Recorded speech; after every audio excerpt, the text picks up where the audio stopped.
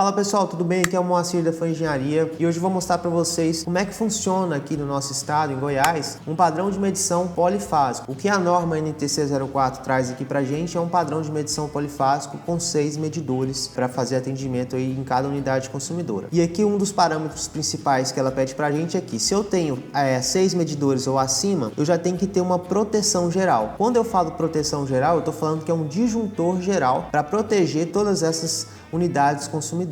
Então vamos lá, vamos observar aqui. Nós temos um ramal de entrada chegando aqui por cima, eu também posso chegar pela parte de baixo aqui, inverter a ordem. Mas eu tenho um ramal de entrada chegando por cima, vou direto. Aqui é importante salientar as cores de cada fase, preto, cinza e vermelho, são as cores que a norma indica pra gente. Chego aqui no meu disjuntor geral para alimentação dele. E aí o que acontece? Antes do disjuntor geral, o que eu faço? Derivo para disjuntores de backup, que a gente chama, eu já expliquei isso aqui em outras ocasiões no canal.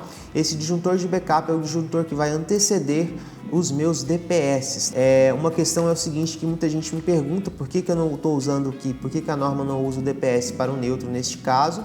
Simplesmente porque o meu neutro está aterrado. Então a NBR 5410 fala pra gente que se meu neutro está aterrado, eu não utilizo DPS para o neutro, tá ok? Então tá aqui, eu só tenho 3 DPS, um para cada fase, e eles são derivados antes do disjuntor geral. Aqui são disjuntores que a norma pede pra gente, ela não pede fusíveis, ela pede disjuntores de 20 ampere. Então aqui eles antecedem o DPS, basicamente para eu poder fazer manutenções e proteger contra sobrecorrente e curto-circuito aqui essa parte da instalação, tá ok? Então aqui eu faço um jumper, isso aqui eu já não recomendo muito, fazer esse jumper de instalação aqui com cabos, utilizo o barramento tipo pente monofásico e derivo aqui para o meu barramento, que é o BEP. Eu tenho um vídeo só falando de BEP e sobre esse BEP aqui, exatamente sobre esse BEP. Então se você não viu ainda, é só clicar aqui em cima para você ver. Mas aqui explicando rápido, eu faço várias derivações.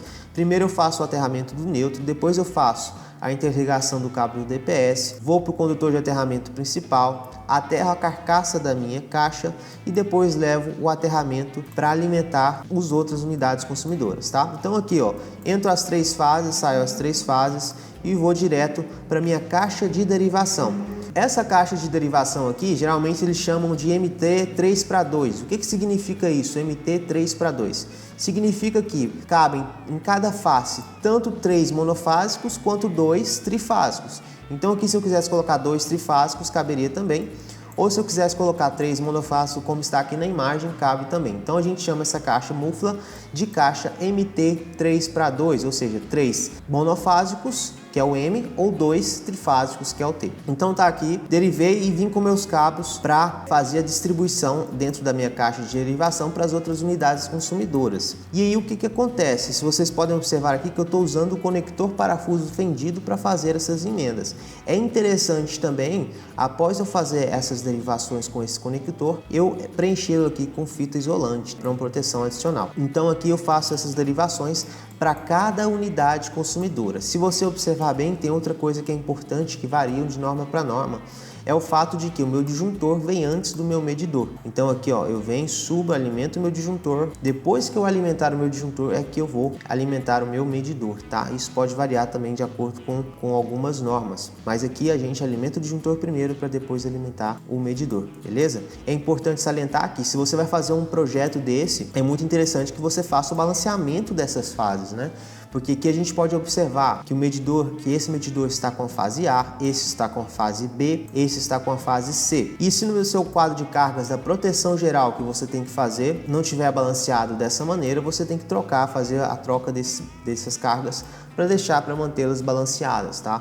Então é interessante fazer o balanceamento de cargas também numa unidade consumidora polifásica, né? Então aqui, como você pode observar, o que eu estou levando para cada medidor? Eu estou levando a fase, o neutro e a proteção. Então estou chegando aqui, ó, fase, neutro e proteção.